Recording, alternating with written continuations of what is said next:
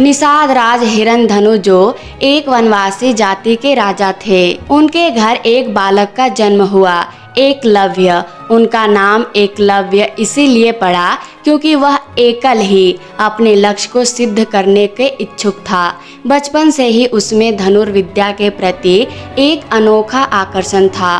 वो जंगल में लकड़ी काटते समय भी तीर चलाने की कल्पना करता, पेड़ के पत्तों को निशाना बनाकर अभ्यास करता। उसकी माँ एक साधारण स्त्री उसे हर रात कहानियाँ सुनाती, धनुर्धारी अर्जुन के और गुरु द्रोणाचार्य की। एकलव्य का मन यह सुनकर मंत्रमुग्ध हो जाता। उसके भीतर एक ही सपना पलने लगा, मैं भी अर्जुन की तरह बनूंगा, बल्कि उससे भी बड़ा धनुर्धारी बनूंगा। एक दिन अपनी माँ से अनुमति लेकर एकलव्य हस्तिनापुर पहुंचा। उसका इरादा पक्का था, वो गुरु द्रोणाचार्य से धनुर्विद्या सीखना चाहता था। गुरुकुल के बाहर खड़ा वह निषाद बालक उत्साहित और आशान्वित था।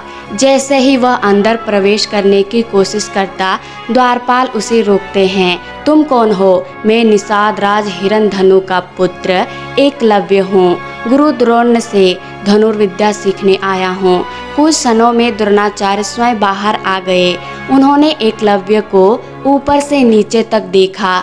एक शिष्य में अपार ऊर्जा और समर्पण देखी, लेकिन समाज की सीमाओं के बंधन उन्हें रोकते हैं। क्षमा करो बालक, द्रोणाचार्य बोले, मैं केवल क्षत्रियों को ही शिक्षा देता हूँ। तुम्हारा स्थान इस गुरुकुल में नहीं है। एकलव्य स्तंभ रह गया, परंतु उसने सिर झुकाया। गुरुदेव, आपने जो निर्णय लिया वह स्वीकार है, लेकिन मैं आपका अनुग्रह पाकर ही धनुर्विद्या सीखूंगा। जय हो। अपमानित तो वह था, लेकिन उसका हौसला टूटा नहीं। वह जंगल में लौट गया, एकांत में एक छोटी सी कुटिया बनाई और वहीं एक गुरुकुल की स्थापना की। अपने लिए, अपने लक्ष्य के लिए उसने मिट्टी से द्रोणाचार्य की प्रतिमा बनाई। वह हर सुबह उस प्रतिमा की पूजा करता और फिर अभ्यास में लग जाता। उसके लिए वही प्रतिमा ही अब गुरु थी। हर दिन हर रात वह अपने लक्ष्य में डूबा रहता। उसके हाथ में छाले पड़ गए, शरीर पर घाव हो गए, लेकिन मन में जो लौ थी वह और भी तेज होती गई। जैसे जैसे समय बीता, उसकी धनुर्विद्या अति प्रतिम होती चली गई। वह अपने आसपास के जीवों की गति और उनका स्थान जान लेता और बिना देखे भी लक्ष्य साध देता। उसकी तीरों की धार वायु से बात करती। कई वर्षों बाद एक घटना ने हस्तिनापुर को चौंका दिया। एक दिन कौरव और पांडव शिकार पर निकले। उनका कुत्ता भटकते भटकते एक अज्ञात वन में चला गया, जहां से उसका भौंकना अचानक बंद हो गया। थोड़ी देर बाद वह कुत्ता लौट आया। उसके मुंह में तीर लगे थे, लेकिन इतने सटीक ढंग से लगे थे कि खून की एक बूंद भी नहीं निकली थी। यह कला किसी सामान्य धनुर्धारी की नहीं हो सकती थी। द्रोणाचार्य और अर्जुन उस तीर के पीछे के धनुर्धारी को खोजने निकले। वे पहुंचे एक निर्जन वन में, जहां उन्होंने एक युवक को अभ्यास करते देखा। तेजस्वी, संयमी और उसकी आंखों में आग थी। तुमने ये तीर चलाए? द्रोणाचार्य ने पूछा। जी गुरुदेव, युवक ने सिर झुकाकर उत्तर दिया। गुरुदेव, द्रोणाचार्य चौंक पड़े। हाँ, युवक मुस्कुराया। मैं वही एकलव्य हूँ जिसे आपने गुरुकुल से लौटा दिया था, पर मैंने आपकी मिट्टी की प्रतिमा को गुरु मानकर अभ्यास किया है। अर्जुन के मन में हलचल मच गई। उसे भय हुआ, यदि यह युवक मुझसे श्रेष्ठ हुआ तो मेरी श्रेष्ठ धनुर्धारी की उपाधि चली जाएगी। द्रोणाचार्य ने एक गहरी सांस ली। वे जानते थे कि इस युवक का समर्पण सच्चा था, पर उन्हें अपना वचन याद आया। अर्जुन ही सर्वश्रेष्ठ धनुर्धारी बनेगा। एक क्षण को वे मौन रहे, फिर बोले, यदि तुम मुझे गुरु मानते हो तो मुझे गुरु दक्षिणा दोगे?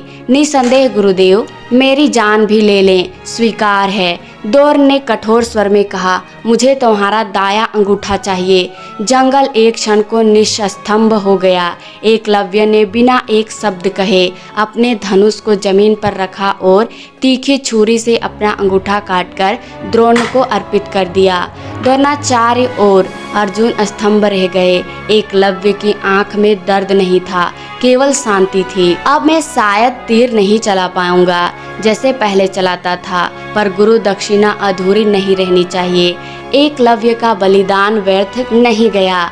आगे चलकर वह जरासंध के दरबार में सेनापति बना और मगध की सेना का नेतृत्व किया। उसका नाम, सम्मान और वीरता की गाथाएं दूर दूर तक फैली। हालांकि अब वह पहले जैसा धनुर्धर नहीं रहा, लेकिन उसका साहस और नेतृत्व अद्वितीय था। कुछ कथाओं में यह भी कहा गया है कि श्री कृष्ण ने एकलव्य का अंत इसीलिए करवाया क्योंकि भविष्य में वह उनके लिए संकट बन सकता था, परंतु यह पक्ष विवादित और विभिन्न मतों पर आधारित है। एकलव्य की कहानी हमें अनेक प्रश्नों के उत्तर देती है।